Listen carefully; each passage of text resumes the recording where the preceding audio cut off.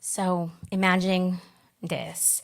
You have put almost a decade of sweat, blood, tears, money just to get you to the finish line. But once you're there, it comes with an impossible choice. One that asks you to compromise your morality. What would you do? I'll tell you what I did. Let's rewind to spring of 2006. I decided to move to the US for one reason: love. And that was it.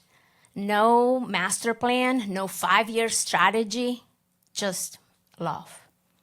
I was young and naive, and I really didn't know that marrying an American, it also meant marrying the US immigration system. So I waited for over a year in Mexico just to get my first appointment to get a spouse visa.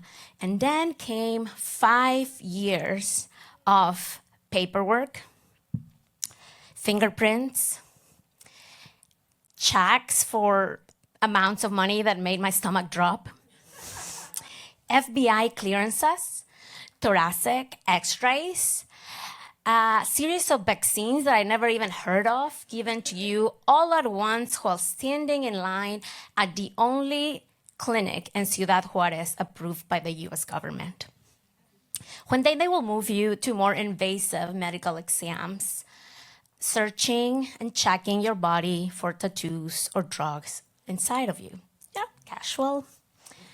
And then more paperwork. You stuff your whole life into a manila envelope. You follow precise instructions, and then you wait and wait and hope. Finally, I got an invitation for my citizenship test. Only by now, I was pregnant with my first child. 40 weeks along, to be precise. By now, I've been living and working in the US, which meant no paid maternity leave.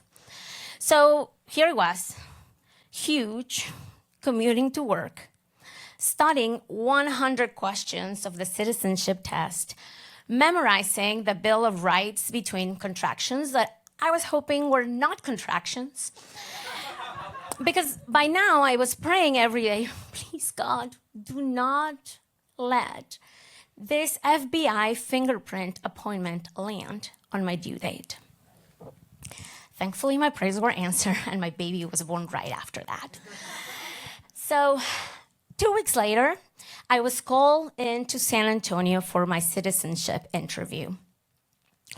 I brought my newborn with me, my mom, who was there from Mexico helping me with my baby, and my husband, and my sponsor-in-law.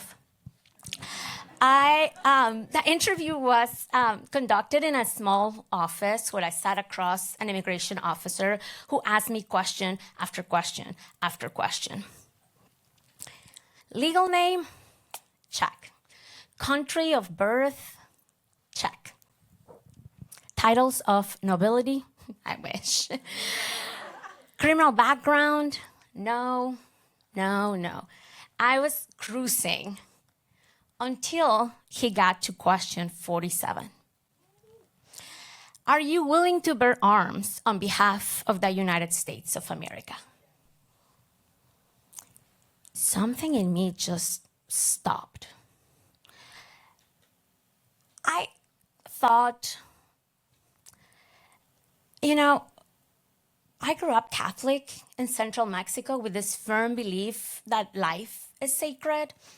And then the 6th commandment was just kind of burning my conscience, like, you should not kill. And then I thought, I would never kill for Mexico. I don't think I can promise to kill for the US. So I answered firmly, no. He looked up. Why? At that point, I had a lot of more thoughts. Some of them political, some of them practical. But quite frankly, the most simple one was my faith does not allow me to take a life. So my interview ended quickly after that. I stepped out of the office into the waiting room. I saw my mom holding my newborn. My husband stood up, searching for my face, and I just shook my head. My mom panicked immediately. What happened? And I told her. And she, without losing a beat, came to me and said, go back in and tell them yes, that you will kill if needed. I said, Mom. She's like, I know, but you have gone through so much. I had paid so much money. And quite frankly, she wasn't wrong. Saying yes would have been so much easier. She wanted the victory. She wanted safety for me. And she wanted what I wanted, for it to be over. But my husband just nodded gently. We have talked about this possibility many times, and we agree that whatever will happen, we'll face it together. So instead of a ceremony, I got more paperwork. I had to collect letters and documentation from my church, proving why killing was not an option for me. So then I just waited more and more uncertainty. Months later, a new letter came, this time inviting me to my citizenship ceremony. I walk into this federal courthouse among dozens of immigrants from all over the world. The judge began to read the oath. And right after the part about bearing arms, he called a few names. Mine was one of them. We were asked to stand up, and he gave an abbreviated oath. So as I raise my hand, I look around the room, and 2 rows in front of me, there were 2 monks in their deep red robes, the kind of people that you see and think, peace, stillness, conviction. And there I was, this sleep-deprived new mom, raising my hand to every promise of citizenship, except the one about bearing arms. I finished the oath, and I turned around, and I saw my little family.